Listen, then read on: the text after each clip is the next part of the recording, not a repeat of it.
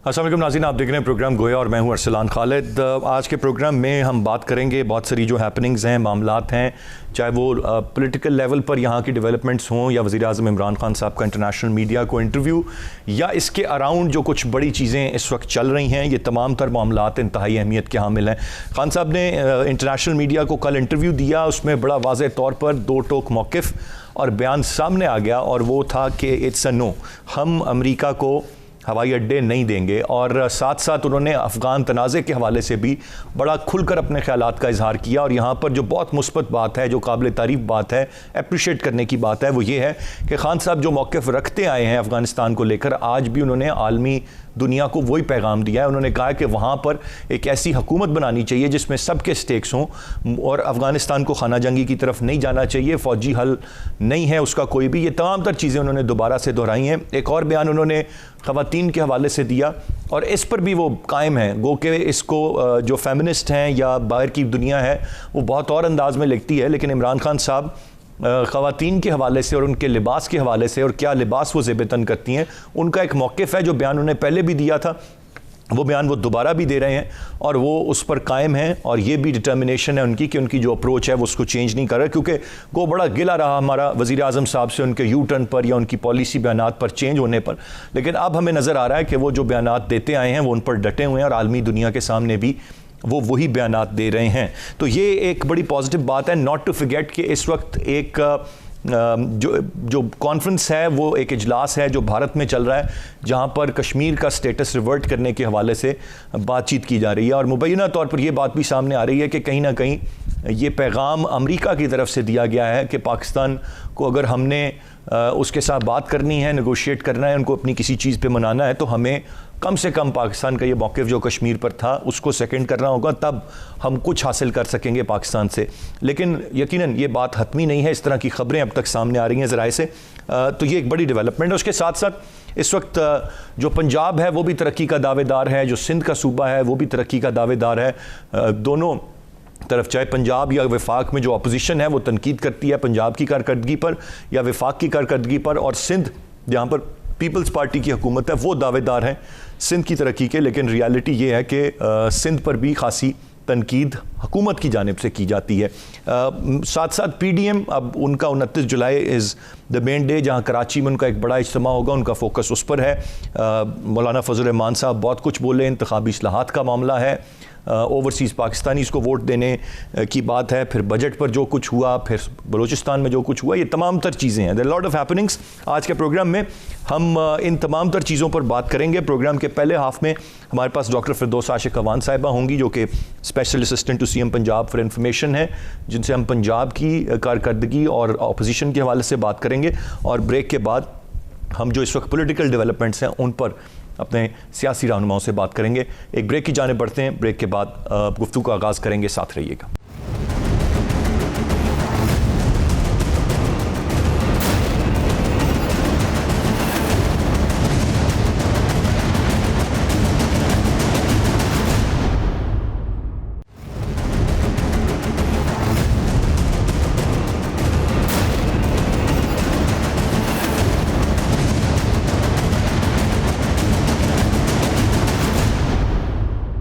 जी welcome back.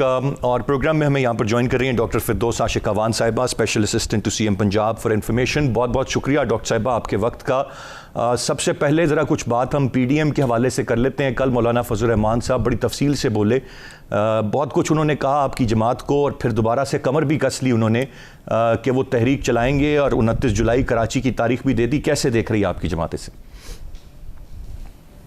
बिस्मिल्लाहिर्रहमानिर्रहीम। सबसे पहले तो आपने जो उन्होंने कमरा कसा है वो कमर नहीं, कमरा है। कमरा जो कसा है उस कमरे के अंदर जो है वो खुद कस गए हैं, क्योंकि आपको पता ही है कि जितना इन्होंने एड़ियाँ रगड़ी, जाली राजकुमारी और मौलाना साहब, दोनों का दर्द बड़ा मुश्तरका है, जिसकी वजह से ये उन तिलों में से तेल निकालने के लिए सरगर्दा हैं जहाँ तेल है ही नहीं है, क्योंकि दोनों पार्लियामेंट से बाहर हैं और दोनों जो हैं वो पार्लियामेंट की सीढ़ियों तक पहुंचने के लिए हाथ पांव मार रहे हैं और इस बात पे कोशिश है कि किसी तरह हमारी रसाई जो है वो उस पार्लियामेंट तक हो जाए।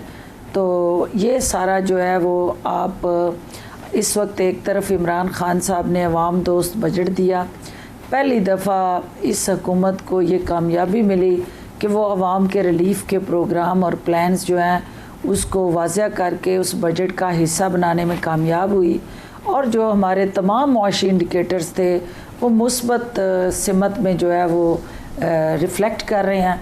तो जब एक अवाम दोस्त, किसान दोस्त, मज़दूर, मेहनत कश की फलाह बहबूद और पिसे हुए तबकात के एहसास और दर्द की अक्कासी करता हुआ जो बजट है उसमें अपोजिशन के लिए स्वाए मायूसी नाम उम्मीदी की कुछ नहीं नज़र आया, तो उन्होंने मुस्बत तजावीज़ दे के अवाम के रिलीफ़ में हिस्सेदार बनने के बजाय उन्होंने टकराव का रास्ता चुनना पसंद किया, और उस टकराव की तरफ जाके वो इस मुल्क को दोबारा अदम इस्तेहकाम की तरफ लेके जाना चाहते हैं। जब पॉलिटिकल इंस्टेबिलिटी होती है तो इकनॉमिक इंस्टेबिलिटी जन्म लेती है, तो वो इकनॉमिक इंस्टेबिलिटी का शिकार सबसे ज़्यादा अवाम होते हैं जिनके हवाले से वो पॉलिसीज़ बन रही होती हैं। तो लिहाजा अच्छा डॉक्टर साहब, लेकिन मौलाना साहब का तो मौक़िफ़ ये है कि पार्लियामेंट के इजलास में तौहीन और तज़हीक आपकी जमात ने की, जो कुछ वहाँ पर हुआ, जूते फेंके गए, लड़ाई, वो कहते हैं कि ये जो बजट के फौज फिगर्स थे उनको छुपाने के लिए, उनसे बचने के लिए ऐवान का माहौल ख़राब किया गया, और ये पाकिस्तान तहरीक इंसाफ की हुकूमत करती है। मौलाना साहब का मौक़िफ़? मौलाना साहब ने आज तक सच बोला कौन सा है जो आप उनको इस सच से तबीर कर रहे हैं? आप सच टीवी पे बैठे हैं और सच के साथ होते हैं, तो सच जो है वो झूठ के साथ इस तरह के गुमराह कुन प्रोपोगंडे के साथ हिस्सेदार नहीं बनता होता। और मुझे पता है कि मौलाना साहब जब वहाँ थे नहीं, और जो धींगा मुश्ती अदाएँ अटकेलियाँ अपोजिशन दिखा रही थी, मौलाना साहब जो है उस कारस्तानी से महरूम रहे क्योंकि ये वहाँ पे थे नहीं। उस सारी सूरत हाल को अगर आप इस नज़र से देखते हैं कि वो हुकूमती कहीं से टारगेट करके प्लान करके कोई ऐसी काविश थी, तो ये मैं समझती हूँ कि हुकूमत के ख़िलाफ़ साजिश थी, क्योंकि जितना बेहतरीन बजट इस हुकूमत ने पेश किया, जिसको जिस तरह से लड़खड़ाती उखड़ी सांसों वाली ज़ख्मों से चूर चूर मैशत जो थी उसकी मरहम पट्टी करके एक इंतहाई आसान तरीके से उनके ज़ख्मों को भर के वज़ीर आज़म पाकिस्तान जिस बजट को फ्लोर ऑफ द हाउस पे लेके आए, जिसका क्रेडिट लेके हम आवाम के दुखों का मदावा करने के लिए बाहर निकल सकते थे, इन्होंने आवाम की आवाज़ को दबाने की कोशिश की और दानिस्ता तौर पे इस तरह की दींगा मुश्ती की, इस तरह की हल्लड़बाजी की और ऐसा माहौल बनाया कि वहाँ पे उस मुक़द्दस ऐवान का ना सिर्फ तक़द्दुस मजरू हुआ बल्कि उस पार्लियामेंट को खाड़ा बना के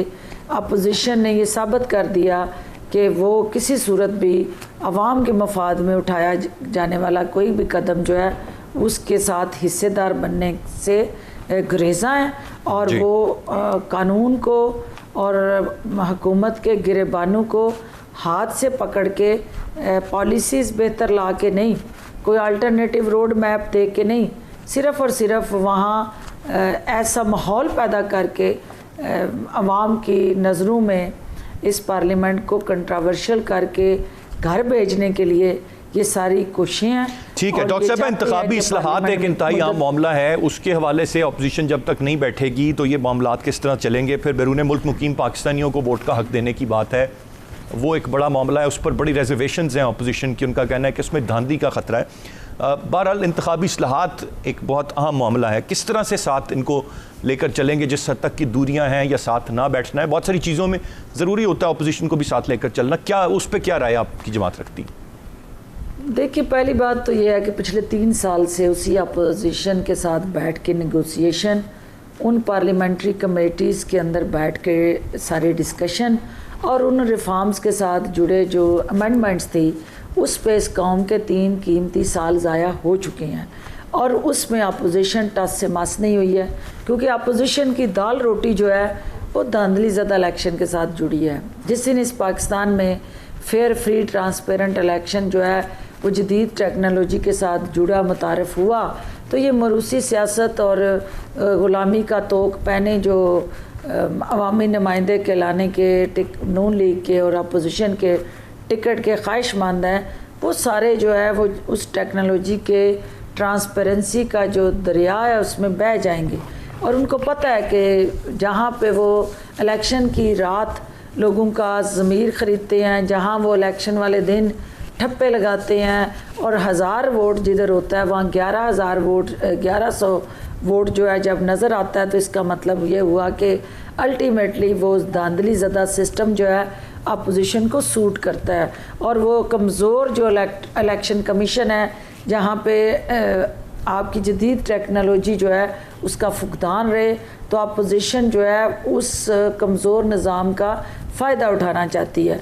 आप भी समझते हैं कि दुनिया भर में जहाँ कहीं पे भी रिफॉर्म्स लाई गई उसका महवर और मरकज़ जो है वो टेक्नोलॉजी ही बनी और उसकी बुनियाद टेक्नोलॉजी के ज़रिए ही रखी गई। लेकिन जो अपोजिशन का वावेला और मनफी प्रोपोगंडा है वो इस बात की अक्कासी करता है कि ये इनोवेशन और जदीद टेक्नोलॉजी के साथ जुड़े जो पूरी दुनिया के रेगुलेटर बायोमेट्रिक्स के ज़रिए इस इंतहाबी अमल को शफाफ बनाने में मसरूफ़ अमल है। हमारी नादान अपोजिशन जो है उसी रवायती सिस्टम का हिस्सा रहते हुए इस निज़ाम के अंदर बेहतरी नहीं लाना चाहती। जो दूसरी बात आपने कही ओवरसीज़ पाकिस्तानीज़ को वोट का हक देना, तो ये हमारे मैनिफेस्टो का हिस्सा था। पीटीआई ने वादा किया था और सबसे अहम स्टेक होल्डर डॉक्टर साहब अपोजिशन तो ये कहती है कि अब इनको पता लग गया कि इनको पाकिस्तान से वोट नहीं मिलेगा, इसलिए ये अब बैरून मुल्क मुकीम पाकिस्तानियों के वोटों की तरफ देख रहे हैं। ये अपोजिशन बना ये तो हमारी इंतहाबी मंशूर का नारा है। और अल्हम्दुलिल्लाह वज़ीर-ए-आज़म इमरान खान ने उन तमाम उम्मीदों को जो ओवरसीज़ पाकिस्तानीज़ ने इमरान खान की तरफ और पीटीआई की तरफ लगाई हुई हैं उनको पूरा किया और अपोजिशन की उम्मीदों पे पानी फेरा है ओवरसीज़ पाकिस्तानीज़ को ये हक दे के। अब ये लंदन में बैठे आम ओवरसीज़ पाकिस्तानी का हक छीनना चाहते हैं और ये चाहते हैं कि उनको सियासत के अंदर हिस्सेदार ना बनाया जाए, जबकि शाही ख़ानदान के दरबारी हवारी और ख़ुद ज़िले सुबहानी जो हैं वो लंदन में बैठ के पाकिस्तान की सियासत में टांगें भी अड़ाएँ, रोड़े भी अटकाएँ, तो उनको ये हक हासिल है। आम पाकिस्तानी को ये हक हासिल नहीं होना चाहिए। ये दोहरे रवैये और दोगली पॉलिसी जो है हुकूमत किसी सूरत भी उसके आगे घुटने नहीं टेकेगी। हम ओवरसीज़ पाकिस्तानी को उनका जो हक है वो ना सिर्फ यकीनी बनाएंगे बल्कि पाकिस्तान के अंदर इंतहाबी अमल के अंदर उनको हिस्सेदार बनाने का जो हमारा अज़्म है उसको और ज़्यादा मजबूत करने में हम रिफॉर्म्स के ज़रिए ना सिर्फ जदीद टेक्नोलॉजी को बुरुएकार लाएंगे बल्कि उन ओवरसीज़ पाकिस्तानीज़ को जो पाकिस्तान की मैशत में हमेशा कलीदी किरदार अदा करते हैं, फ़ैसला साजी के अंदर भी हम उन्हें अपने माथे का झूमर बनाएंगे। Rightly sir. डॉक्टर साहब अब ज़रा थोड़ी सी पंजाब की भी हम बात कर लेते हैं। आज की जो एक बड़ी पॉजिटिव खबर है वो जो पानी की सतह का 2 साल में मज़ीद कम ना होना एक बड़ी अचीवमेंट है। लेकिन वज़ीर आला उस्मान बुज़दार साहब भी पंजाब की तरक्की की बात करते हैं, मुख्तलिफ सेक्रेटेरिएट और चीज़ें बनाने की बात है।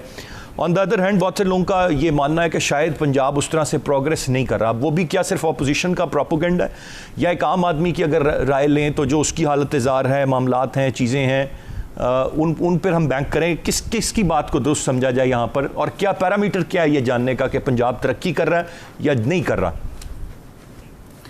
पहली बात तो यह है कि आपको पता है कि पंजाब के अंदर जो गुज़श्ता कई दहाइयों से रंगबाजी की सियासत हुई और कंटिन्यूटी रही शोबाजी और ड्रामाबाजी की, तो वो एक मजाज बन गया हमारी अपोजिशन का कि जहाँ पे रंगबाजी और अच्छी अदाकारी होगी इसका मतलब ये है कि वहाँ पे अच्छा काम हो रहा है। एक धीमे मिजाज का एक ऐसा वज़ीर आला जो रिज़ल्ट्स पे बिलीव करता है, जो शोबाजी और रंगबाजी से हट के ग्रास रूट लेवल पे तब्दीली को देखना चाहता है, और उसका अमली सबूत जो है आपने देखा है कि सराइकी वसेब के लिए इस वक्त पहली दफ़ा 189 बिलियन जो हमारे बजट का तकरीबन 34% बनता है उसको हमने रिंग फेंसिंग करके पहली दफ़ा जनूबी पंजाब के लिए हमारी एक अलहदा बुक बनी है और एक अलहदा से बजट जो कि उस सूबे और उसके खिते पसमानदा इलाके के जो अवाम है उनके ऊपर ख़र्च करने जा रही है हुकूमत। अब आपने कहा कि उसको जानने का पैरामीटर क्या है। पैरामीटर ये है कि अवामी और हुकूमती तरजीहात क्या हैं। क्या इस सूबे के अंदर मेट्रो और ऑरेंज टेप ट्रेन जो है आपकी तरजीह होनी चाहिए थी, या जो हेल्थ केयर के अंदर इन्वेस्टमेंट करते हुए यहाँ के हॉस्पिटल्स को, अवाम की जानों को जो दरपेश मसाइल थे उनके अजाले के लिए हॉस्पिटल को स्ट्रेंथन होना चाहिए था। तो इनकी तरजीहात ना एजुकेशन में थी ना हेल्थ में थी। पहली दफ़ा इस हुकूमत ने तो बुनियादी ज़रूरतें किसी भी पाकिस्तान के मुस्तकबिल के साथ जुड़े ममार जो है उनकी हैं, वो क्वालिटी एजुकेशन और बेटर हेल्थ केयर फैसिलिटीज़, इन दोनों पे हम ह्यूज इन्वेस्टमेंट करने जा रहे हैं। 1 खरब रुपए का ऑलमोस्ट बजट जो है वो हेल्थ कार्ड पे ये हुकूमत सर्व करने जा रही है पंजाब में। और 2021 के दिसंबर तक तमाम पंजाब के अंदर बसने वाले जो 2 करोड़ 90 लाख के करीब ख़ानदान हैं उनको हम हेल्थ कार्ड की सहूलत जो है वो दस्तयाब करने जा रहे हैं।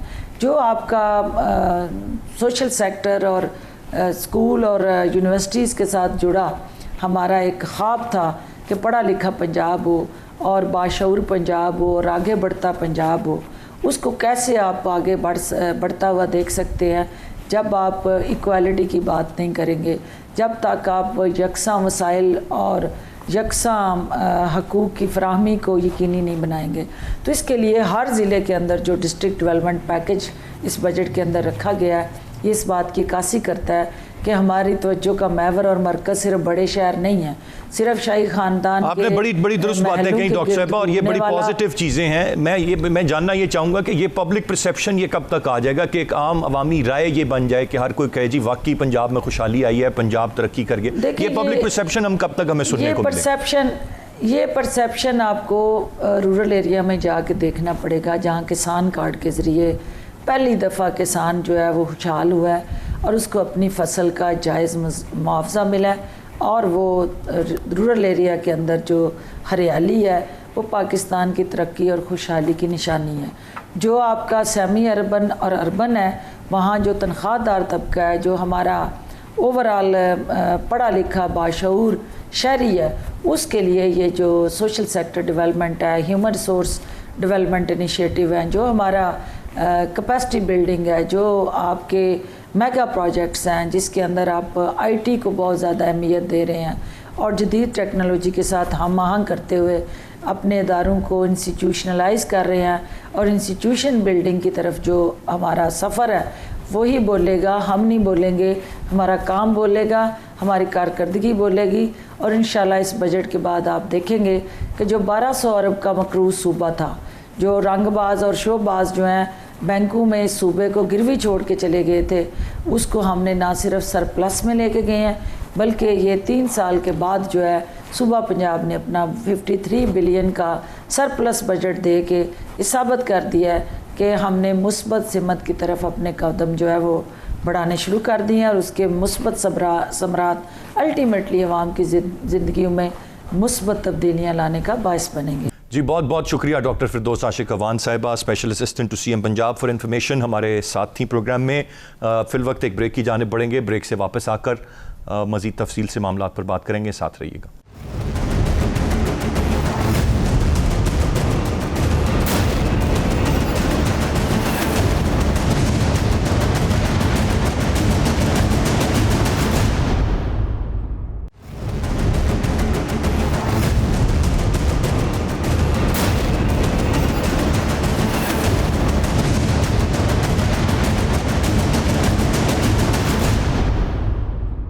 जी वेलकम बैक। इस वक्त हमें प्रोग्राम में ज्वाइन कर रहे हैं डॉक्टर निसार चीमा साहब, पाकिस्तान मुस्लिम नून के रहनुमा MNA हैं। डॉक्टर साहब बहुत शुक्रिया आपके वक्त का। हमने पहले हुकूमती मौक़िफ़ लिया फिरदौस आशिक अवान साहिबा से। मैं ज़रा कुछ चीज़ें हैं, अहम चीज़ें हैं जो जानना चाहूँगा। एक तो सबसे पहले कल जो मौलाना फजल रहमान साहब ने बड़ा वाज़े तौर पर ऐलान किया, कमर कस ली है अब दोबारा से कोई टफ़ टाइम देने की बात है, बीच में बड़ा डिले आ गया था। अब क्या वाकई PDM मुश्तरका तौर पर कोई टफ़ टाइम इस गवर्नमेंट को दे पाएगी? कोई अवामी तहरीक ऐसी चल पाएगी? देखिए असलान साहब, हमें तवक्को ये थी कि 3 साल बदतरीन कारकर्दगी के बाद कम से कम अपने जो उनके वोटर्स थे उनको मुतमईन करने के लिए इस बजट में उनके लिए, गरीब लोगों के लिए, कौम के लिए, किसी सेक्टर के लिए कोई रिलीफ पैकेज देंगे जी। लेकिन अनफॉर्चुनेटली कोई उम्मीद पूरी नहीं हुई, इनके अपने वोटर सपोर्टर्स जो है मायूस हैं, और किसी सेक्टर को, किसी शोबे को कोई रिलीफ नहीं मिला बदकिस्मती से। जी, हालत ये हो गई है, महंगाई आप देखें। जैसे लेकिन ये हुकूमत मानती है कि एक बेहतरीन बजट है, इससे बेहतर बजट दिया नहीं जा सकता। नहीं, बेहतरीन किस लिहाज से? अंदाजा फरमाएं, हर लिहाज कोई सेक्टर बताएं जिसको आप वो कहते हैं आप चले जाएं किसान कार्ड के फवायद देखें। किसान जो है पंजाब में हमने पता नहीं कितने ये सुन लें पैसे रखे हैं सिर्फ के लिए, हमने कोई तरक्की किसान की हालत, सब सूबों में हम उसी तरह किसान की हालत जो है, मैं देखें खुद एक काश्तकार ख़ानदान से मेरा ताल्लुक़ है, मेरे वोटर्स जो हैं उनकी गालिब अक्सरियत का ताल्लुक़ जो है मैं ज़राअत से है, ज़राअत से मुंसलिक हैं डायरेक्टली इनडायरेक्टली। किसान की हालत ये है कि आप किसी चीज़ को उठा के देख लें, यानी DAP खाद जो है, जो हमारे दौर में 2400-2500 में मिलती थी, अब 5800 रुपए की है, 5800 रुपए की। यूरिया खाद जो है इसी तरह, यानी उसकी कीमत कहाँ से कहाँ चली गई है। बात यह है, यानी कोई चीज़, ये बिजली के निर्ख देखें जो ज़री मकासद के लिए इस्तेमाल हो रहे हैं, हमारे दौर में जो था यूनिट वो तकरीबन 5 रुपये पर यूनिट था, 15 रुपये हो गया है। किसान तो ये है कि जोलियाँ उठा उठा के इनको बददुआएं दे रहे हैं। किसान तो जितना बदहाल आज है कभी नहीं था। नहीं तो कौन सा किसान कार्ड है जिसके ज़रिए बड़े किसान खुश हैं और इसके ये दावे? नहीं, कौन से कोई किसान खुश नहीं है। ये किसको पता नहीं है कि किनको किसान के तौर पे पेश कर रहे हैं। काश्तकार और किसान जो है वो तो यानी इस कदर परेशान हाल है। और मैं समझता हूँ कि ये देखें, सिर्फ किसान की बात नहीं है, हर शुबा मुतासिर है। देखिए आज हालत ये है कि GDP ग्रोथ जो हमारे दौर में अरसलान साहब आपको पता है 5.8 पे थी, 3 साल गुजरने के बाद भी ये सो कॉल्ड अच्छा जो बजट है उसमें भी ये है कि ये यानी कहाँ तक पहुँचे हैं जी, हम 3.9 तक पहुँच गए। यानी 5.8 पे हमने इनको दी हैंड ओवर की, अब ये 3.9 पे शो करके ये अच्छा बजट है। इन्फ्लेशन जो है आज मुल्क की तारीख की यानी बदतरीन सूरत है आज ये इसकी हालत है, ये महंगाई की। दूसरी तरफ अनएम्प्लॉयमेंट देखें, अनएम्प्लॉयमेंट अरसलान साहब आज 15% है, जो कि हमारी तारीख की यानी कि मैं समझता हूँ सबसे ज़्यादा है अनएम्प्लॉयमेंट। इसी तरह आप देखें कि 2 करोड़ से ज़्यादा लोग जो हैं ये ख़त गुर्बत से नीचे ज़िंदगी बसर करने पे मजबूर है, 2 करोड़ से ज़्यादा जी। तो यानी किस शोबे में इन्होंने ये है कि कोई रिलीफ दिया है? देखें पिछले साल इन्होंने सरकारी मुलाजमिन की तनख्वाहें नहीं बढ़ाई, इस दफ़ा ये बताएं डॉक्टर साहब कि ये तो चलें, ये तो इनकी बात होगी ना, अपोजिशन के पास क्या है आवाम को इस वक्त देने के लिए? किस चीज़ पे वो उनको बाहर निकालेंगे, या वो क्या उनको इन फ्यूचर क्या उनके पास रे ऑफ होप क्या है, उम्मीद की किरण? रे ऑफ होप यही है कौम के लिए कि इनसे निजात हासिल हो और एक फ्रेश मैंडेट लेके अवाम के हकीकी नुमाइंदे आएँ जो मुल्क की बागडोर संभालें और अवाम को रिलीफ। निजात कैसे हासिल हो इनसे? इसका क्या तरीकाकार है? 5 साल से पहले आप क्या दोबारा से उसी रिवायत पे जाया जाए जहाँ पर किसी को किसी भी गैर जमहूरी तरीके से बाहर निकाल फेंका जाए? नहीं। या एक तो तरीका ये है कि अर्ली इलेक्शन ये खुद कॉल करें, या फिर ये है कि 5 साल देखिए सबसे अच्छा तो ये है, सबसे अच्छा आसान यही है आसान साहब कि ये खुद जो हैं ये जाएं फ्रेश मैंडेट के लिए, फ्रेश इलेक्शन जो हैं वो कॉल करें। और मैं समझता हूँ कि इस वक्त जो इनकी कारकर्दगी है इसकी बिना पर ये सबसे आला और सबसे अच्छा जो ऑप्शन है वो यही है। और हम ये है कि इसके लिए बिल्कुल पूरी कौम भी तैयार है, अपोजिशन भी तैयार है। अगर ये नहीं जाते तो फिर यह है कि ज़रूर सोचना पड़ेगा, PDM की क़यादत को, तमाम जमातों की क़यादत को मिल के बैठ के फ़ैसला करना है कि क्या ये है कि ये इनको कौम मज़ीद बर्दाश्त करने के लिए तैयार है? वो तो नहीं है। नहीं, ये फैसला आपने कर लिया, ये आपने कह दिया कौम तैयार नहीं है, फिर क्या हल है? और ये भी नहीं जाते इलेक्शन? नहीं, मैं तो 2 साल तो फिर मज़ीद इनको देने हैं आपने? नहीं, या किसी तहरीक के ज़रिए इनको देखें बिल्कुल तहरीक भी हो सकती है, कई ऑप्शन देखें तहरीक हो सकती है। यानी तहरीक के ज़रिए भी ये है कि बड़ी बड़ी हुकूमतें जो यानी उनका बोरिया बिस्तर गोल हुआ है, कोई ऐसा मसला नहीं है। तो कल आज आप इनका कर देंगे, कल ये आपका बोरिया बिस्तर तरीकों के जरिए क्या ऐसी इस पे तो मुझे ये फरमाएं, क्या ऐसी कोई हुकूमत आज तक किसी ने देखी है या आपने देखी है कि 3 साल बाद भी हालत ये है कि यानी अवाम इनके यानी जितने ये बदनाम हुए हैं, डिस्क्रेडिट हुए हैं पूरी कौम में, आज तक ये नया रिकॉर्ड है इन बदनाम होने का। और ये है कि इनके अपने वोटर सपोर्टर मायूस हैं। मुझे ये फरमा दें, कोई हुकूमत आज तक देखी हो आपने जिसने 3 साल में भी अवाम को या किसी सेक्टर को कोई रिलीफ ना दिया हो? मुझे बताइए। आइदर अर्ली इलेक्शंस या टाइम पे इलेक्शन, दोनों सूरतों में इंतखाबी इस्लाहात सर बड़ी आम है। इंतखाबी इस्लाहात के हवाले से आप बैठने के लिए भी तैयार नहीं, जिससे मौलाना फजल रहमान साहब ने कल कहा कि कोई काबिल या बासलाहियत लोग हों तो हम उनके साथ बात करें ना, इनके साथ क्या बात करें, इनके रवैये, इनकी ज़ुबान।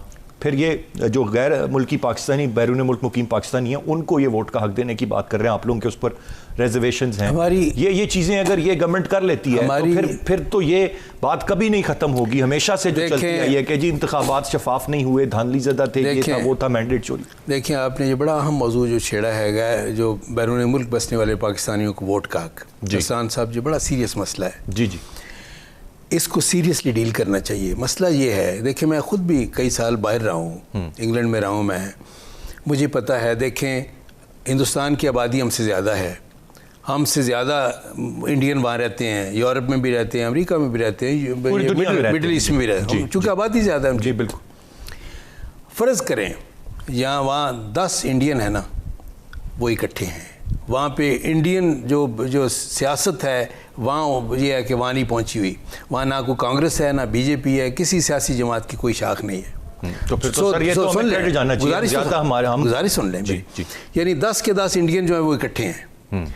हम अगर 5 हैं वहाँ पे, कोई ये है कि मुस्लिम लीग नून का है, कोई पीपल्स पार्टी का है, कोई पीटीआई का है, आपस में दस्तोगरेबान है, यानी 5 जो हैं तादाद भी कम है इंडियंस की निस्बत, और आपस में ये लड़ रहे हैं, कोई यूनिटी नहीं है।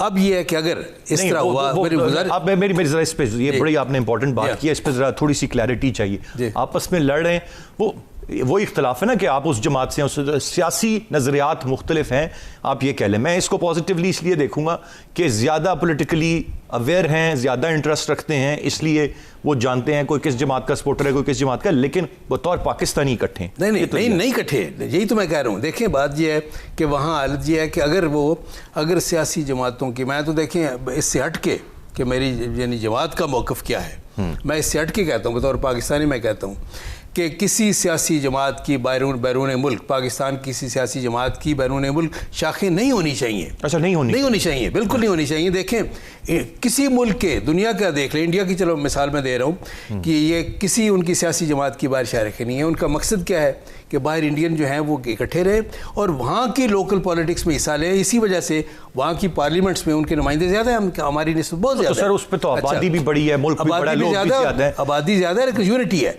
हमारे लोग पहले ही कम हैं और आपस में लड़ते बिड़ते रहेंगे तो ये है कि वो उनमें निफाक की वजह से हम ये कि सारी एनर्जी। मैं डॉक्टर साहब यूरोप में रहा हूँ जी, और मेरा एक्सपीरियंस बड़ा मुख्तलिफ है। आप यूके की बात कर रहे हैं, मैं यूरोप, जर्मनी और दीगर ममालिक, स्पेन की बात कर रहा हूँ। वहाँ पे जितना भी सियासी नज़रियात पे इख्तलाफ ज़रूर है, लेकिन मैंने यूनिटी में कमी कोई नहीं देखी। मुझे नहीं पता कि मेरे तजर्बे और आपके तजर्बे में क्या देखिए, मैंने बतौर पाकिस्तानी बैरून मुल्क बसने वाले जो पाकिस्तानी हैं, मैं आपको यकीन दिलाता हूँ कि हमारी निस्बत वो ज़्यादा वो अपने वतन के साथ बड़ी इमोशनल अटैचमेंट है उनकी। नहीं सर, मेरे ख्याल से आप थोड़ी सी अपने भाइयों मुस्लिम पाकिस्तानियों के साथ आप थोड़ी सी ज्यादती कर रहे हैं। नहीं क्या कि शायद हमारे यहाँ बिल्कुल यूनिटी नहीं है, हम मुखलिस नहीं है।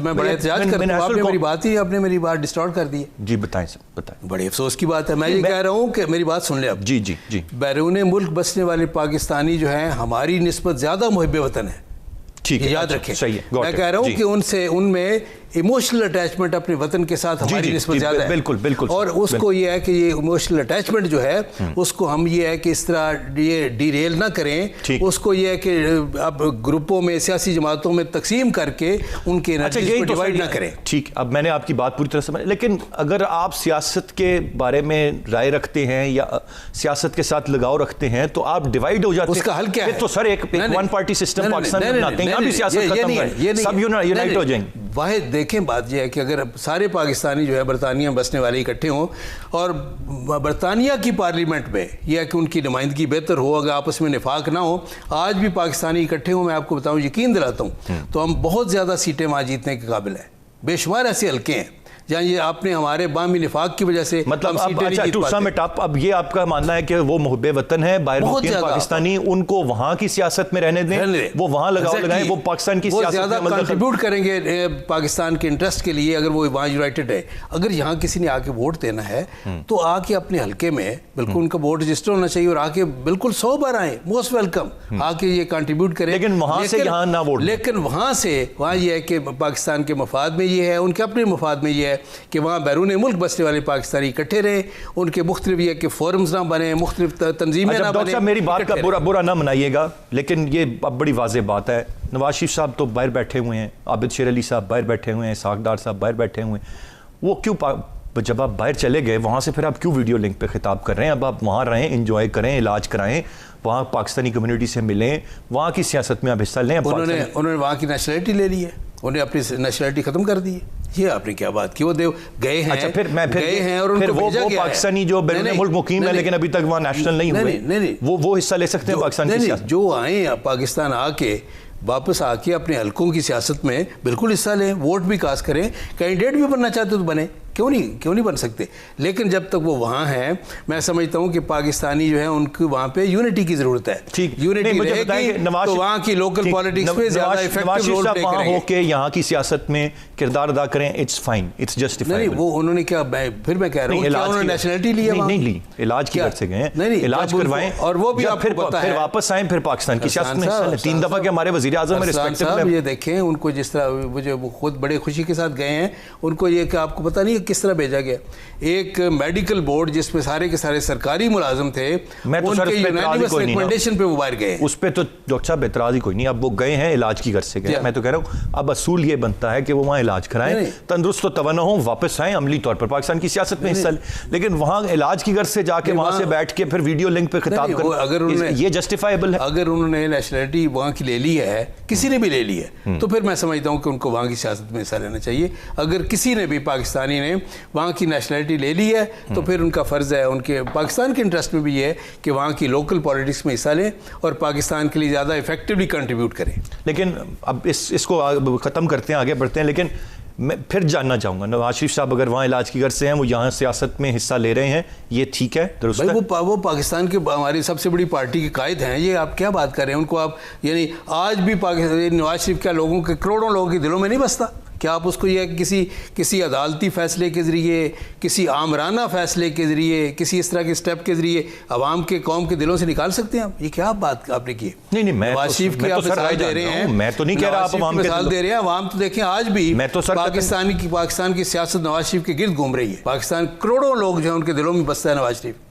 ठीक सर, ये जो अब और दूसरी बात अरसान साहब, जी सर, वो आम शख्स नहीं है, पाकिस्तान का मोहसिन है, पाकिस्तान के दिफा को नाकाबिल तस्खीर बनाने वाला है, एटमी ताकत बनाने वाला है, मोटरवेज की जाल बिछाने वाला है, सी पैक का तोहफा देने वाला है, ये बिजली की लोड शेडिंग से निजात दिलाने वाला है। वो तो मोहसिन है पाकिस्तान का। मैं तो सर सिर्फ सवाल रख रहा हूँ, मैं तो आपसे जवाब लेना चाह रहा हूँ। मेरा तो काम सवाल करना है। आपने जो चीज़ें बताई वो बिल्कुल अपनी जगह पर दुरुस्त हैं। थोड़ा सा सर अब ये बात करते हैं, जो कुछ चीज़ें क्या काबिल तारीफ़ हैं इस गवर्नमेंट की। आप लोग बड़ा कहते रहे कि जी वो अड्डे दे दिए, बताया नहीं, बताएंगे नहीं। कल उन्होंने बाज़ाब्ता तौर पर इमरान खान साहब ने आलमी इंटरनेशनल मीडिया को इंटरव्यू देते हुए ये वाजे कर दिया, इट्स अ नो, नहीं दे रहे हम आपको अड्डे। अगर प्राइम मिनिस्टर ने जो कुछ कहा है, अगर ये सच है तो हम उसका खैर मकदम करते हैं, हम इसको वेलकम करते हैं, इसको अप्रिशिएट करते हैं। लेकिन सिर्फ बात ये है अरसान साहब कि बदकिस्मती से इमरान खान साहब जो हैं उनकी क्रेडिबिलिटी कोई नहीं है, साख नहीं है, एतबार नहीं है, यू टर्न के बादशाह हैं। अगर ये कि हमें यकीन हो कि जो कुछ उन्होंने कहा है वो सही है, तो मैं अप्रिशिएट करता हूँ। मैं चूँकि आपको जानता हूँ और मुझे पता है कि आप बड़ी साफ बात करते हैं और जो बात सही है, जिस तरह आपने कहा, आप अप्रिशिएट करते हैं। ये भी नहीं हमारे बहुत सारे साथी करते। अब सर सारे, अगर मैं पीटीआई के किसी मेहमान से पूछूं तो वो कहते हैं जी सब बुराई आप में है, सब ऑपोजिशन की जमात में। आप कहते हैं खान साहब की कोई क्रेडिबिलिटी नहीं है। ये पाकिस्तान की पॉलिटिक्स ने मैच्योर कब होना है कि हम सही को सही कहें, गलत को गलत कहें। आपकी इतने ही सारे बात करें, लेकिन हमने भी ठान लिया है कि बस लाठी उठा के हर किसी ने दूसरे के पीछे पड़ मुझे ये फरमाया, आप मुझसे इत्तेफाक फरमाएंगे कि ऐवान जो पार्लियामेंट है पाकिस्तान की, जो 22 करोड़ आवाम के नुमाइंदों पे मुश्तमिल है, उस ऐवान को चलाना अगर सबकी जिम्मेदारी है, लेकिन बुनियादी जिम्मेदारी जो है वो ट्रेजरी बेंचेस की होती है, हुकूमत के साथ लेके चलना होता है। क्या ये है कि इस तरह की आज तक आपने कोई मिसाल देखी है? ये ठीक है, बजट पेश होते हैं। पिछली दफ़ा आपको याद है 2018 में इस्माइल ने जब बजट पेश किया है तो जो हंगामा हुआ, जो पीटीआई ने किया, आपको याद है? जी जी। हमने उसके मुकाबले में कुछ भी नहीं किया। लेकिन ये रवायत नहीं है आज तक कि लीडर ऑफ द अपोजिशन को तकरीर ना करने दी जाए और उसके ऊपर किताबों से हमले किए जाए। और जो ज़ुबान इस्तेमाल की गई, आपको ये पता है, जो ये किस तरह की ज़ुबान, शर्म आती है।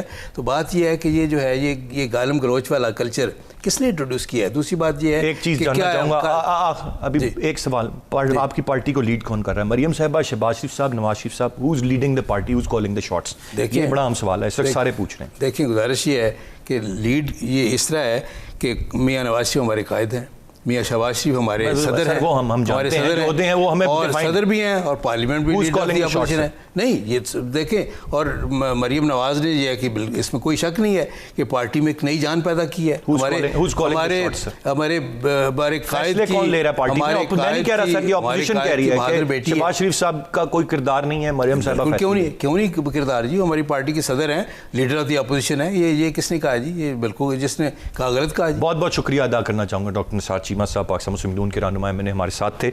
सर बहुत शुक्रिया आपके वक्त का। आज के प्रोग्राम से इतने। अरसलान खालिद को इजाज़त दीजिए, अल्लाह ने के बाद।